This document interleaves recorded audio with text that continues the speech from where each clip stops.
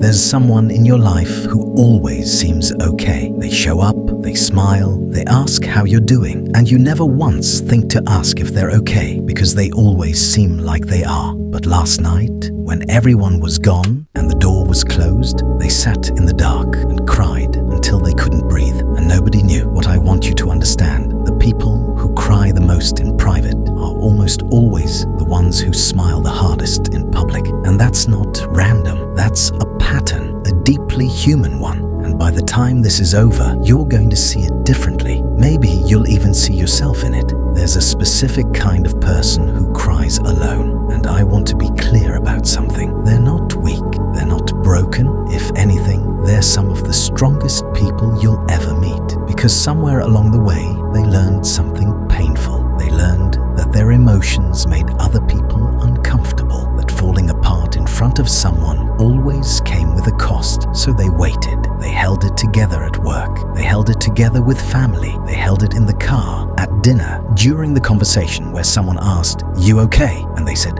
"Yeah, just tired." And that wasn't entirely a lie. They were tired, exhausted actually, from carrying something heavy that nobody else could see. And then, when the house went quiet, when there was nobody left to perform okayness for, that's when it came. The chest tightened, the eyes burned. Everything they'd been holding back finally came out in private. Always in private. Psychologists call this emotional suppression. And here's the part that surprises most people. It doesn't mean you feel less. It means you feel everything, just silently. Research has actually shown that people who hide their pain publicly often experience emotion more intensely than those who express it freely. Suppressing a feeling doesn't shrink it, it pressurizes it. And pressure, held long enough, always finds a way out, usually at 2 a.m., usually alone. And you might wonder, why not just let someone in? Why not cry in front of someone who loves you? Because for most of these people, that question has already been answered by experience. By the time they opened up and someone made them feel like too much,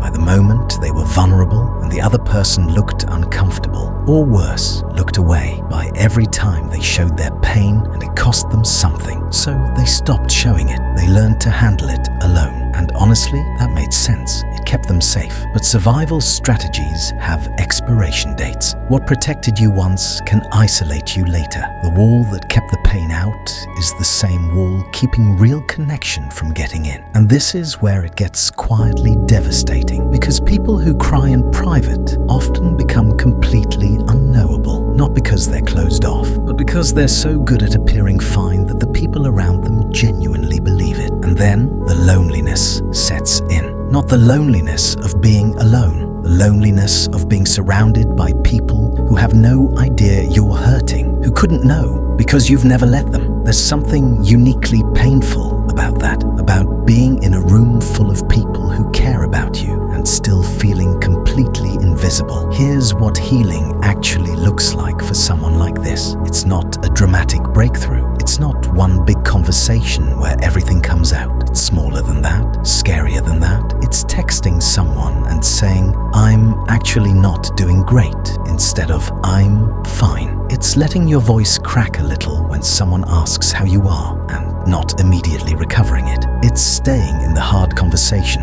instead of deflecting with humor the second it gets too real. It's choosing, slowly and carefully, one person who has earned the right to see you and actually letting them. Because here's what's true. You cannot be truly known if you are always performing. And you cannot be truly loved if no one ever sees what's real. Connection requires visibility. Real intimacy, the kind that actually fills something inside you, only exists between people who have been seen at their lowest and chosen anyway. So if this is you, if you recognized yourself somewhere in these words, I want you to hear this. The tears you shed in private are not weakness. They are proof of depth, proof that you feel things at a level most people never even admit to, that beneath the composed, always fine surface, there is an entire world inside you, rich, complex, real. That world deserves to be witnessed, not by everyone, not all at once, but by someone. You have been carrying something heavy for a very long time, and you don't have to keep carrying it alone. The fact that you feel this deeply, that's not your flaw. That's quietly, honestly, your greatest strength.